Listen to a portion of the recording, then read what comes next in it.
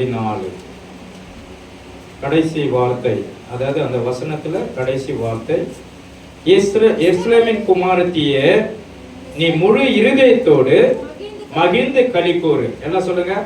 எருசலேமின் குமாரத்தியே நீ முழு இருதயத்தோடு மகிழ்ந்து களி கூறு. அல்லேலூயா. எல்லாம் சொல்லுங்க. இந்த மாசத்தின் வாக்குத்தத்தம் என்ன?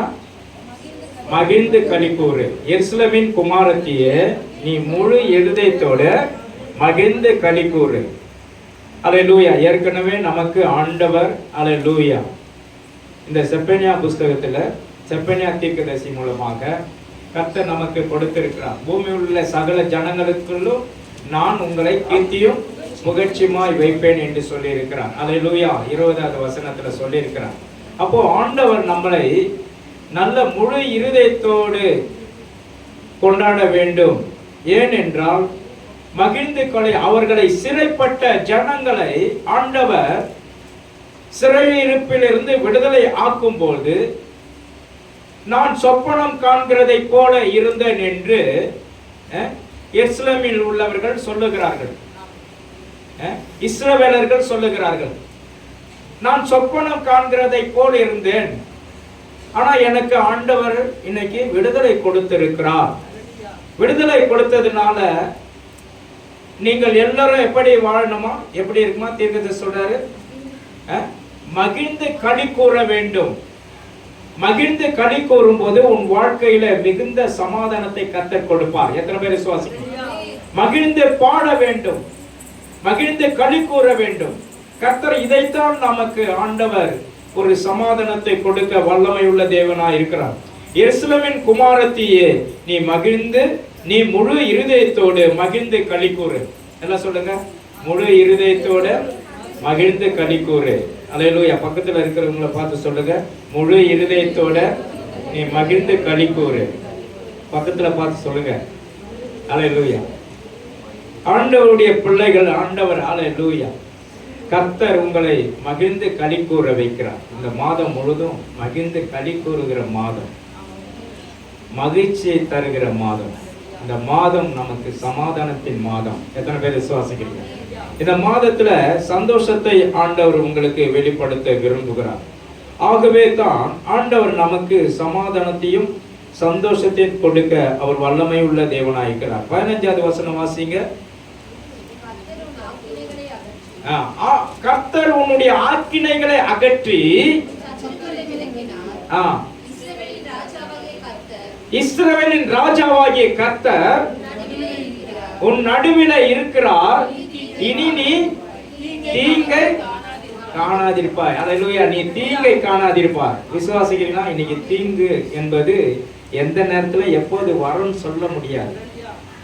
இனி ஆண்டவர் உனக்கு தீங்கு வருவதில்லை. விசுவாசிக்கிறீங்களா? அல்லேலூயா.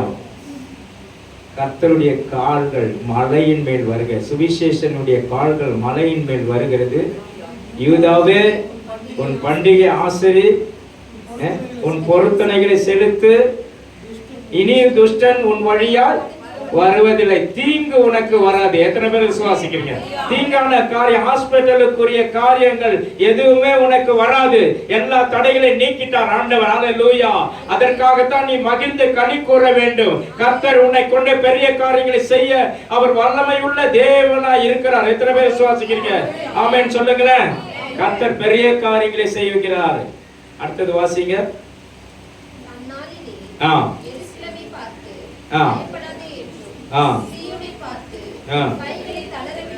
கைகளை தளர விடாதே என்று சொல்லப்படும். அல்லேலூயா. சீயோனை பார்த்து கைகளை தளர விடாதே, நடுக்கத்தோடு எதை செய்யாது, பயத்தோடு எதை செய்யாது, தைரியமா செய். கர்த்தர் உத்தமனுக்கு கர்த்தர் துணை நிற்கிறார். எத்தனை பேர் விசுவாசிக்கிறீங்க? அல்லேலூயா. உத்தமனுக்கு கர்த்தர் துணை நிற்கிறார்.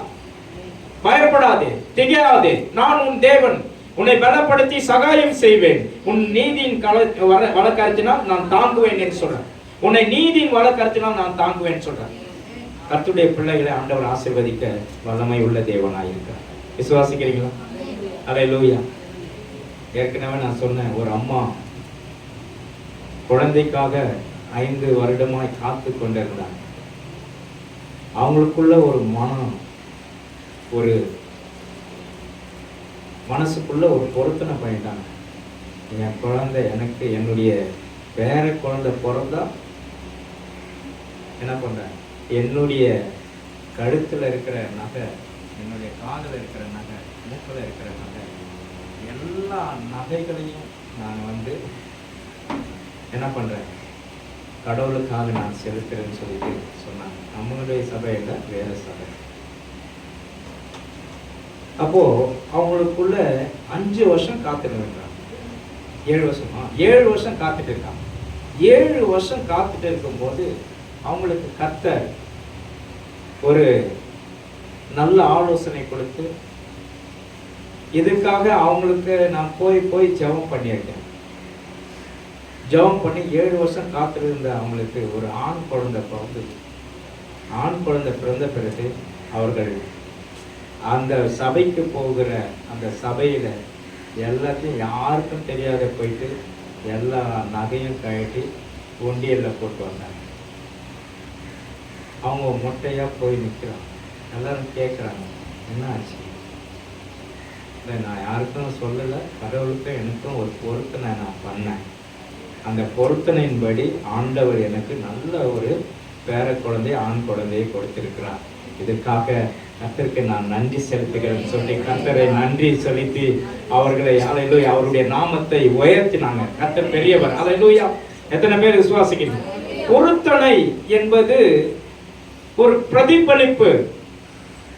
நம்ம பிரதிபலிப்பை எதிர்பார்க்கும் போது கர்த்தருக்கு நீ பொருத்தனை பண்ணி பாருங்க, உங்களுடைய வாழ்க்கையில சமாதானம் கிடைக்கும். கர்த்தர் உன்னை வாழாக்காமல் தலையாக்குவார், நீ கீழாகாமல் மேலாவா என்று சொல்றார் ஆண்டவர். ஹல்லேலூயா. நம்முடைய சிறையிருப்பை திருப்பும் போது எப்படி இருந்தாங்கன்னா சொப்பனம் காண்கிறதை போல இருந்தோம். விசுவாசிக்கிறீங்களா? அதுதான் 126 சங்கீதத்தில் சொல்றது. 126 சங்கீதத்துல முதல் வசனம் தான். சீயோனின் சிறையிருப்பை திருப்பும் போது சொப்பனம் காண்கிறதை போல இருந்தோம். என்னுடைய நாவு ஆனந்த சத்தத்தினால் வாசிக்கிறது. சீயோனின் சிறையிருப்பை கர்த்தர் திருப்பும் போது சொப்பனம் காண்கிறவர் போல இருந்தோம். சொப்பனம் காண்கிறவர்களை போல இருந்தோம். அப்பொழுது என் நாவு வாயின் நகைப்பினாலும் நல்ல சிரிப்பினாலும் நல்ல ஆனந்தமாய் பாடல் பாடி துதித்து, அப்பொழுது இவர்களுக்கு குடும்பத்துல நல்ல காரியங்களை செய்தார் என்று உரஜாதியார்கள், அதாவது பக்கத்து வீட்டுக்காரங்களும் சொல்லிக் கொண்டார்களாம். அல்லேலூயா. உங்க குடும்பத்துல உறவினர்கள் தான் சொல்லுவாங்க, இவங்கெல்லாம் இவங்களுக்கு ஆண்டவர் எவ்வளவு பெரிய காரியங்களை செய்தார் தெரியுமா, எவ்வளவு பெரிய காரியங்களை செய்தார் தெரியுமா. இது நிமித்தம் இவர்கள் மகிழ்ந்திருக்காங்க. விடுதலை கர்த்தர் கொடுத்துட்டாங்க. இது விடுதலையின் மாதம். எத்தனை பேர் விசுவாசிக்கிறீங்க? ஆமென் சொல்லுங்களா. இது விடுதலையின் மாதம். இந்த விடுதலையின் மாதத்துல கர்த்தர் நமக்கு ஒரு பெரிய காரியங்களை செய்திருக்கிறார். எவ்வளவு பெரிய காரியம், ஒரு பெரிய சமாதானம் கர்த்தர் செய்திருக்கிறார். அல்லேலூயா. ஆண்டவர் பெரிய காரியங்களை செய்து கொண்டிருக்கிறார். அடுத்தது வாசிங்க 17வது செப்பனியா புஸ்தகம். உன் தேவனாகிய கர்த்தர் உன் நடுவில் இருக்கிறார், வல்லமை உள்ளவர், ரட்சிப்பார்.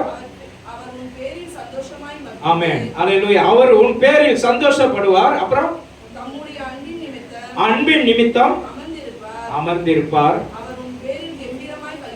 கம்பீரமாய் களி கூறுவார். அல்லேலூயா. அவர் உன் பேரில் கம்பீரமாய் களி கூறுவார். நீ சபைக்கு சீயோன் குமாரத்தியை போல நீ சபையில உட்கார்ந்து ஜெபிக்கும் போது உனக்கு விடுதலை கிடைக்கும். அதன் நிமித்தம் நீ கம்பீரமா மகிழ்ந்து களி கூறுவேன். எத்தனை பேர் விசுவாசிக்கிறீங்க? ஆண்டவர் உன்னை கொண்டு பெரிய திட்டங்களை வச்சிருக்கிறார். எத்தனை பேர் விசுவாசிக்கிறீங்க? அல்லேலூயா. அவருடைய நோக்கத்தை இன்னதென்று அறிந்து நீ அல்லேலூயா செயல்படும் போது உனக்கு ஆண்டவர் எல்லாவற்றிலும் பரலோகத்தின் ஆசீர்வாதங்கள் எல்லாம் சேரும். எத்தனை பேர் விசுவாசிக்கிறீங்க? பரலோகத்தில் இருந்தா ஆண்டவர் பொக்கிஷ சேர்த்து வைத்திருக்கிறார். நீ பரலோகத்தை பாரு, பூமியில உள்ளதை பார்க்கிற. பூமியின் அந்த நிறைவும் கர்த்தருடையது தான். ஆனாலும் சாத்தான் என்ன பண்ணிட்டான், பூமிக்குரிய ஜனங்களை அடிமைப்படுத்தி அவங்கள விழ வச்சு அவங்களுக்கு இஷ்டத்துக்கு அவன் கொடுத்துனுக்குறான். ஆனா ஆண்டவர் அப்படி இல்லை. நீ பரலோகத்தை நீ பார்க்கும்போது, ஆண்டவருடைய பிள்ளைகள் பரலோகத்தை பார்க்கும்போது, சீயோன் குமாரத்தையே நீ மகிழ்ந்து களி கூறுவா. எத்தனை பேர் விசுவாசிக்கிறீங்க? ஆமென் சொல்லுங்களேன். கர்த்தர் உன்னை கொண்டு பெரிய காரியங்களை செய்ய அவர் வல்லமை உள்ள தேவனா இருக்கிறார். நம்ம எல்லாம் பூமிக்குரியவர்கள் அல்ல. யாருக்குரியவர்கள்? பரலோகத்துக்குரியவர்கள். நம்ம ஆண்டவருடைய பிள்ளைகள். பூமியில தான் நமக்கு அல்லேலூயா நமக்கு கீ கொடுக்கப்பட்டு இருக்கிறது. அந்த கீயை பூமியில இருந்து வாங்கினா தான் பரலோகத்து அல்லேலூயா அந்த லாக் திறக்கும். இப்போ ரட்சிப்பு என்ற கீ உன்கிட்ட இருக்கு. எத்தனை பேர் விசுவாசிக்கிறீங்க? ரட்சிப்பு என்ற கீ உனக்குள்ள இருக்கிறதுனால, விசுவாசம் என்ற கீ உன்னோட இருக்கிறதுனால, அன்பு என்ற கீ, ஆண்டவர் மேல நீ அன்பு செலுத்தும் போது உன் வாழ்க்கையில அல்லேலூயா பரலோகத்தின் லாக் திறக்கப்படும். அல்லேலூயா. எத்தனை பேர் விசுவாசிக்கிறீங்க? பரலோகம் மூடி இருக்கிற பரலோகம் உனக்கு திறக்கப்படும். இங்க இருந்து தான் அல்லேலூயா ரட்சிப்பு இருக்கிறது. இங்க இருந்து தான் உனக்கு பரலோகத்துக்கு வழி இருக்கிறது. ஆனால் அல்லேலூயா டைரக்டா போக முடியாது. அது ரட்சிப்பின் வழியாகத்தான் போக முடியும். எத்தனை பேர் விசுவாசிக்கிறீங்க? ரட்சிப்பின் வழி மூலமாகத்தான் நாம் போக முடியும். மற்ற அதாவது கர்த்தருடைய சித்தம் இன்னதென்று நாம் அறிந்து செயல்படும் போது உன் வாழ்க்கையில மிகுந்த காரியங்களை கர்த்தர் செய்ய அவர் வல்லமையுள்ள தேவனா இருக்கிறார். அல்லேலூயா. எத்தனை பேர் விசுவாசிக்கிறீங்க? ஆமென் சொல்லுங்களேன். கர்த்தர் பெரிய காரியங்களை செய்வார். 17 செப்பனியா 17:20 வாசிங்க. அக்காலத்திலே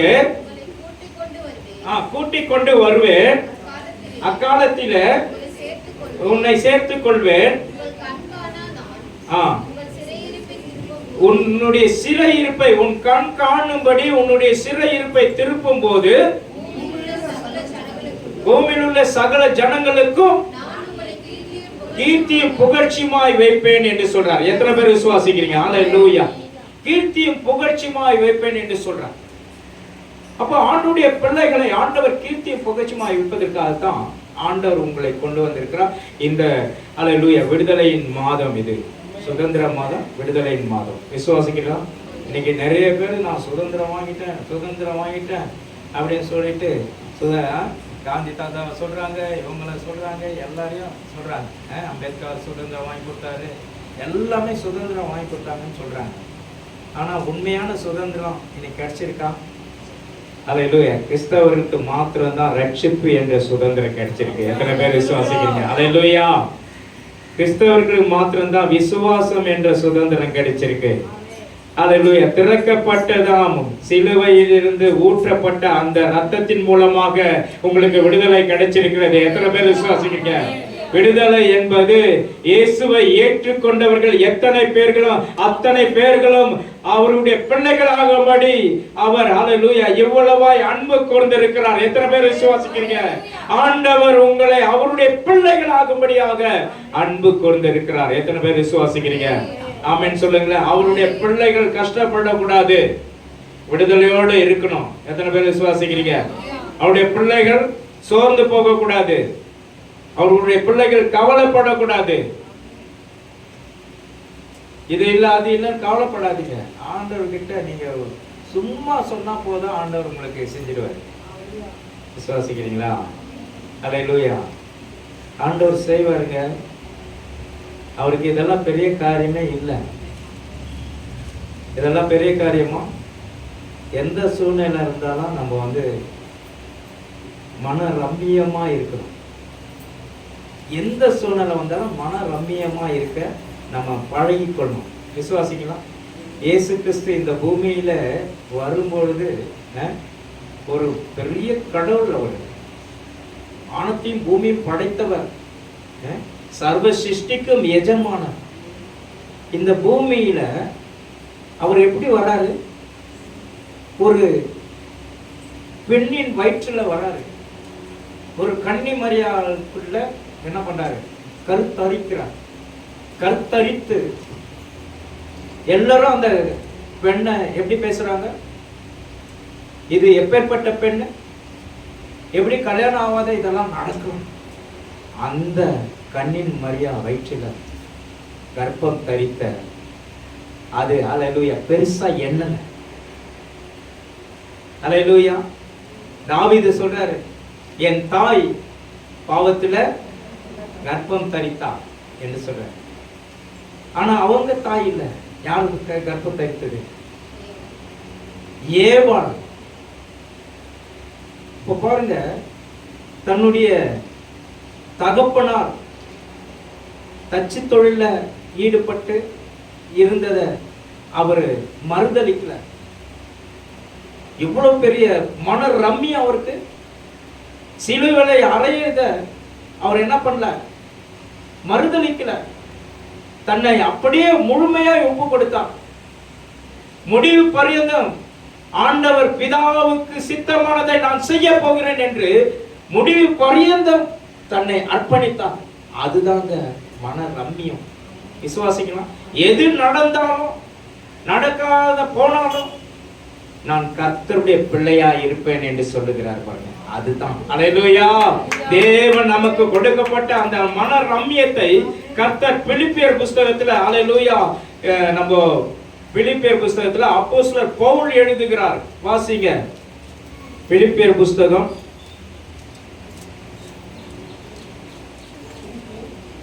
பிலிப்பியர் 4:11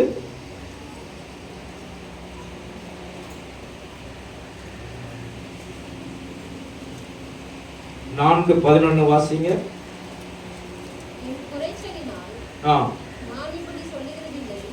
நான் என்னுடைய குறைச்சலினால் நான் இப்படி சொல்லுவதில்லை, ஏனெனில் எந்த நிலைமையில இருந்தாலும் மன ரம்மியமா இருக்க கற்றுக்கொண்டேன். சொல்லுங்க, எந்த நிலையில இருந்தாலும் மன ரம்மியம். மனம் ரம்மியம் என்பது அது ஒரு குணம், எல்லாவற்றையும் ஏற்றுக்கொள்ளுகிற குணம். விசுவாசிக்கிறேன், நல்ல குணம், கெட்ட குணம் இல்ல. என்ன குணம்? நல்ல குணம். சொல்லுங்க, மன ரம்மியமா ஏற்றுக்கொள்கிறேன். எல்லாம் சொல்லுங்க, மன ரம்மியமா ஏற்றுக்கொள்கிறேன். எவ்வளவு கஷ்டம் வந்தாலும், எவ்வளவு துன்பம் வந்தாலும், எவ்வளவு போராட்டங்கள் வந்தாலும், எவ்வளவுதான் எனக்கு பிரச்சனைகள், ஆயிரம் பிரச்சனைகள் இருந்தாலும் நான் மன ரம்மியமா ஏற்றுக்கொள்ளுகிறேன் என்று யார் சொல்றாங்க? அப்போஸ்தலர் பவுல் சொல்றார். 12 வசனம் வாசிங்க. சொல்றாரு பாருங்க, தாழ்ந்திருக்கும் எனக்கு தெரியும், வாழ்ந்திருக்கும் எனக்கு தெரியும், எவ்விடத்திலும் எல்லாவற்றிலும் திருப்தியா இருக்கவும் பட்டினியா இருக்கவும் பரிபூர்ணம் அடையும் குறைவுபடவும் போதிக்கப்பட்டேன். அல்லேலூயா. பாருங்க, ஒரு மன ரம்மியம் வந்துடுச்சு அப்படின்னா எதை தாங்க எதிர்த்து ஆண்டவர் கொடுத்துருவாங்க. விசுவாசிக்கிறீங்களா? அரசியல்வாதிகளா சொல்லுவாங்க, இப்படை தோற்பின் பிற்படை வெல்லும் சொல்லுவாங்க. ஆனா நம்முடைய பிள்ளைகள் நீங்களாம் எப்படி இருக்கணும்? மன ரம்மியமா இருக்க கற்றுக்கணும். ஒரு மலர் உண்டு, ஒரு பூ உண்டு. அந்த பூ சின்ன, அதாவது சின்னதா தான் இருக்கும் பார்க்கறதுக்கு. அது அவ்வளோ ஒன்றும் அழகான ஒரு தோற்றத்தை போல இருக்காது. அதாவது பூ, அந்த என்ன பூ, ரோஜா பூ மாதிரி இருக்காது. பயங்கரமான ஒரு இந்த பூ இருக்கு, சன்ஃப்ளவர், என்ன போகுது, சூரியகாந்தி, அந்த மாதிரிலாம் இருக்காது. அதெல்லாம் அழகு கொடுக்குது. ஆனால் ஒரு பூ மனோரஞ்சிதம் ஒரு பூ இருக்கு. அது பார்த்தீங்கன்னா பார்க்கறதுக்கு நல்லாவே இருக்காது, சின்னதாக இருக்கும். அது தோற்றமே சரியா இருக்காது. ஆனால் அதனுடைய வாசனை பிரதிபலிக்கும் பாரு, அவ்வளவு வாசனை பிரதிபலிக்கும். உங்களுக்குள்ள ஆண்டவர் ரட்சிக்கப்பட்ட பிள்ளைகளுக்குள்ள அந்த மனோரஞ்சிதத்தின் வாசனை பிரதிபலிக்கணும். எத்தனை பேர் விசுவாசிக்கிறீங்க? அல்லேலூயா. எத்தனை பேர் விசுவாசிக்கிறீங்க? அந்த மனோரஞ்சிதத்தின் வாசனை உங்களுக்கு பிரதிபலிக்கும் போது உன் வாழ்க்கையில மிகுந்த ஆசீர்வாதம் வரும். உன்னை தேடி 1000 பேர் எனக்காக ஜெபிங்கன்னு சொல்லுவாங்க. விசுவாசிக்கிறீங்களா? எனக்காக, ஐயா, எனக்கு நீங்க எந்த சபைக்கு போறீங்களோ அந்த சபைக்கு என்ன கூட்டிட்டு போங்க என்று சொல்லுங்க. இதுதான் மன ரம்மியம். எத்தனை பேர் விசுவாசிக்கிறீங்க? நீங்க ஒரு வேலை, அல்லேலூயா, வேலை இல்லாத கஷ்டப்பட்டு கொண்டார்கள், துன்பப்பட்டு கொண்டார்கள், துயரப்பட்டு கொண்டிருக்கும், பிரச்சனையினால் அகப்பட்டு கொண்டிருக்கும். அல்லேலூயா. மனம் ரம்மியமா இருக்க கற்றுக்கொள்ளும் போது கர்த்தர் உங்களை கொண்டு பெரிய திட்டங்களை வச்சிருக்கிறார். எத்தனை பேர் விசுவாசிக்கிறீங்க? ஆமென் சொல்லுங்களேன். அல்லேலூயா. ஒருத்தர் கேட்டார், எப்படியா நீங்க வந்து மனைவி பிரிஞ்சு அப்படின்னு கேட்டார். மனைவி இறந்துட்டாங்க. நான் சொன்னேன், மனைவி பிரிஞ்சு வாழ அவங்க ஆண்டவரோட என்ன பண்ணாங்க, இலைப்பாரி கொண்டாங்க. நம்ம இங்க வந்து ஆறுதலோடு பாடல் பாடி தேவனை துதிக்கிறோம். அவங்க ஆண்டவர் டைரக்டா ஆண்டவரை துதிப்பாங்க. அல்லேலூயா. கர்த்தர் பெரிய காரியங்களை செய்து கொண்டு இருக்கிறார். ஆகவே ஆண்டவருடைய இப்போ நான் தனிப்பட்ட முறையில் நான் நினைக்கும் போது அவங்கள பற்றின மிக வேதனை தான். எங்கே பார்த்தாலும் அவங்க பேர் தான் கூப்பிட்றேன். ஃபஸ்ட்டு அவங்க பேர் தான் கூப்பிட்றேன். ஏன்னா அவங்களோட நான் வந்து 28 வருஷம் வாழ்ந்துட்டேன். 28 வருஷம் வாழ்ந்ததுனால அவங்கள மறக்க முடியாது.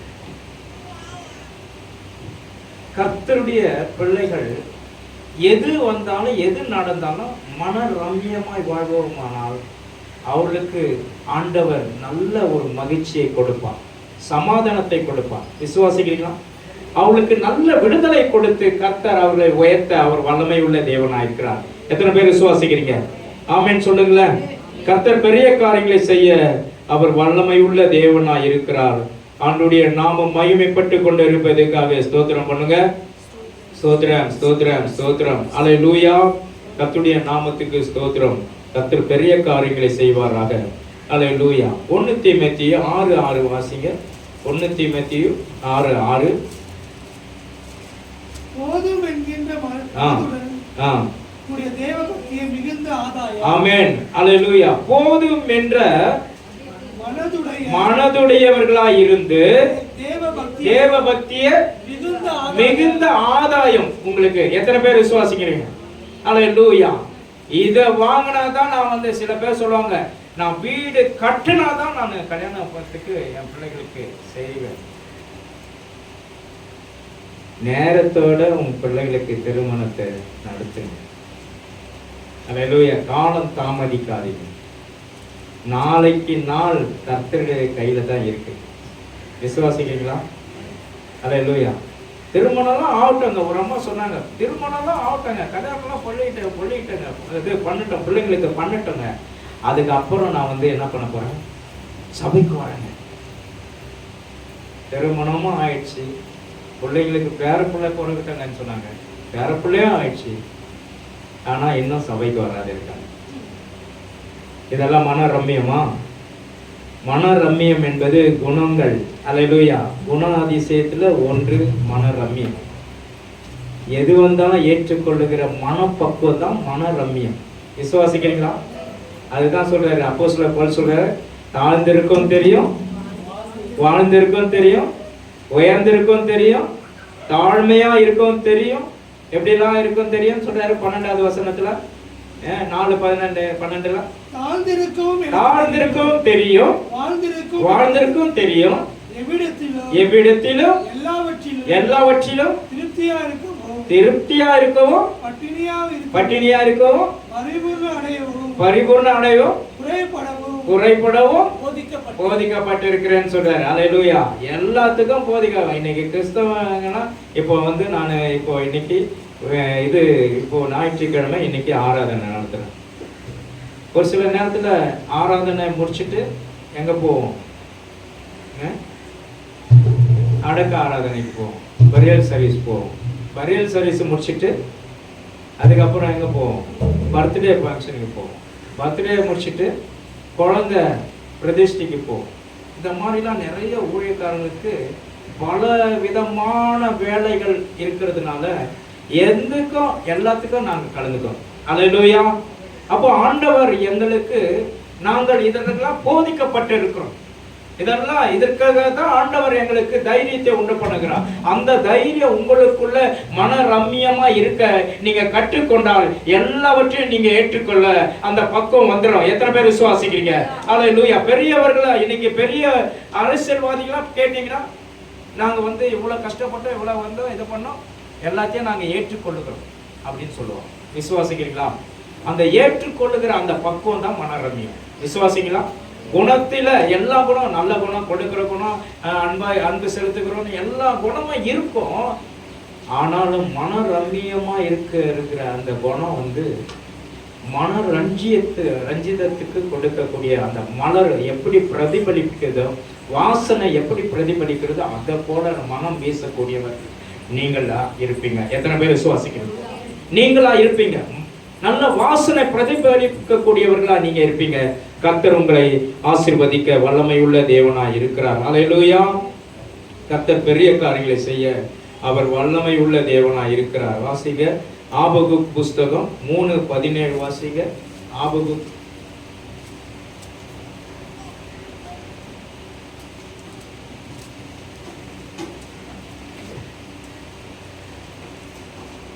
ஆபகுக்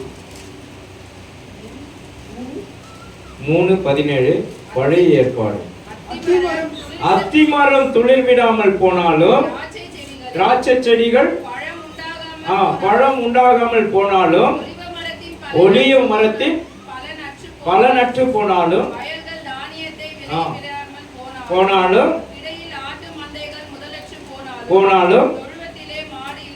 மாடுகள் இல்லாமல் போனாலும் மகிழ்ச்சியாயிருப்பேன், நான் களி கூறுவேன். அல்லேலூயா. ரட்சிப்பின் தேவனுக்குள்ளே நம்ம களி கூற வேண்டும். எது இருந்தாலும் இல்லாவிட்டாலும், எது கிடைக்காவிட்டாலும், அல்லேலூயா, தேவனுக்கு மகிழ்ந்து களி கூறுவது தான் மன ரம்மியம். எத்தனை பேர் விசுவாசிங்க? அந்த மன ரம்மியத்தை ஆண்டவர் உங்களுக்கு எப்படி கொடுப்பாரு அப்படின்னா, நீங்க மகிழ்ந்து களி கூறும்போது தான் கொடுப்பார். விசுவாசிங்களா? எல்லாருக்கும் தைரியத்தை கொடுப்பார், பலத்தை கொடுப்பார். கர்த்தர் பெரிய காரியங்களை செய்ய அவர் வல்லமையுள்ள தேவனாக இருக்கிறார். நம்ம எல்லாம் எழுந்து நிற்போம். கர்த்தருடைய பிள்ளைகளாக இன்றைக்கு ஆண்டவருக்கு சித்தமான காரியங்களை நாம் செய்யும் போது கர்த்தர் உங்களை ஆசீர்வதிப்பாரா? எல்லாரும் எழுந்து நிற்போம். திருவிருந்து ஆராதனை இருக்கு. எப்பவும் ஆண்டவர் உங்களை நினைத்து பார்ப்பதற்காக அவரை எண்ணி எண்ணி துதி செய்ய வேண்டும், அவரை துதிக்க வேண்டும், அவரை ஆராதிக்க வேண்டும். உங்களை அழைத்தவர் உண்மையுள்ளவர். அல்லேலூயா. ஆண்டவர் உன்னை கொண்டு பெரிய திட்டங்களை வச்சிருக்க. சீயோன் குமாரத்தியே, நீ மகிழ்ந்து களி கூறு. கர்த்தர் நடுவே அல்லேலூயா பெரிய காரியங்களை செய்வார். இன்றைக்கு ஆண்டவருடைய பிள்ளைகளே, அல்லேலூயா, இன்றைக்கு ஆண்டவருக்கு தன்னை அர்ப்பணிக்கும் போது உன் வாழ்க்கை எவ்வளோ பெரிய துன்பங்கள், எவ்வளோ பெரிய கஷ்டங்கள், சூழ்நிலைகள், இல்லாமைகளை கடந்து வந்திருக்கீங்க. எல்லாவற்றிலும் உன்னை விடுதலை ஆக்கி உன்னை உயர்ந்த நிலைக்கு கொண்டு வரப்போகிறேன். உன்னை அல்லேலூயா அந்த சிறு பூ போல மனோரஞ்சிதம் எல்லாவற்றையும் வாசனை பிரதிபலிக்கும். அதே போல உன்னை மாற்றப் போகிறேன். பார்க்கறதுக்கு அது அல்லேலூயா அந்த பூ அழகு இருக்காது, ஆனால் மனோரஞ்சிதம் அவ்வளோ வாசனையுள்ள ஒரு பொருட்கள், ஒரு பூ. அந்த பூவை போல உன்னை ஆண்டவர் வாசனையை பிரதிபலிக்க பண்ண போகும். உன்னுடைய குணங்கள் மாறணும், குணாதிசயங்கள் மாறணும், எல்லாவற்றையும் நீ ஏற்றுக்கொள்ள மனப்பக்குவம் வரணும். அதுதான் அல்லேலூயா மன ரம்மியம் என்று சொல்லப்பட்டது. கர்த்தர் உன்னை ஆசீர்வதிப்பார். கர்த்தாவே, இந்த நாளில் ஒவ்வொருவரையும் ஆசீர்வதி. நாம மகிமைப்படும்படியாக ஜெபிக்கிறோம். எல்லா தேவைகள் சந்திக்கப்படட்டும். இயேசுவின் ரத்தம் ஜெயமாய் மாறட்டும். பிதா, குமாரன், பரிசுத்த ஆவியின் நாமத்தினால் ஒவ்வொருவரையும் ஆசீர்வதி. இயேசுவின் நாமத்தில் பிதாவே, ஆமென். உம்மை ஆராதித்து வார்த்தைகளை கேட்டு ஆண்டவரே, அது மாத்திரமல்ல, திருவிருந்தில் பங்கு கொண்டு உமக்கு பரிசுத்தமாய் வாழ்கிற இந்த ஜனங்கள் மேலும் இங்கே பிரசன்னம் இறங்கட்டும். ஆண்டவரே, இன்றைக்கு இந்த காணிக்கையோடு வந்திருக்கிற ஒவ்வொரு பிள்ளைகளையும் ஆண்டவர் ஆசீர்வதிக்கிறார். நன்மைகளும் பெருக கிருபைப்பார். ஒவ்வொரு கரத்தை ஆசீர்வதிக்கிறார். பிதா, குமாரன், பரிசுத்த ஆவியின் நாமத்தினால் இவர்களை ஆசீர்வதிக்கிறேன். இயேசுவின் நாமத்தில் பிதாவே, ஆமென். என் ஆத்துமாவே கர்த்தரை ஸ்தோத்திரி, முழுவதுமே பரிசுத்த நாமத்தை ஸ்தோத்திரி. கர்த்தரை ஸ்தோத்திரி, அவர் செய்த சகல உபகாரங்களும் நம் ஆண்டவராகிய இயேசு கிறிஸ்துவின் கிருபையும் பிதாவாகிய தேவனுடைய அன்பும் பரிசுத்த ஆவியானுடைய அன்புடைய ஐக்கியமும் சமாதான சுகமும் நாம் அனைவரோடும் என்றென்றைக்கும் சதா காலங்களில் முடிவு பரியந்தம் நிலைத்திருப்பதாக. ஆமென் சொல்லுவோம். அல்லேலூயா, அல்லேலூயா, அல்லேலூயா. ஒருவருக்கு ஒரு வாழ்த்துங்கள். கர்த்தர் உங்களை ஆசீர்வதிப்பார். God bless you.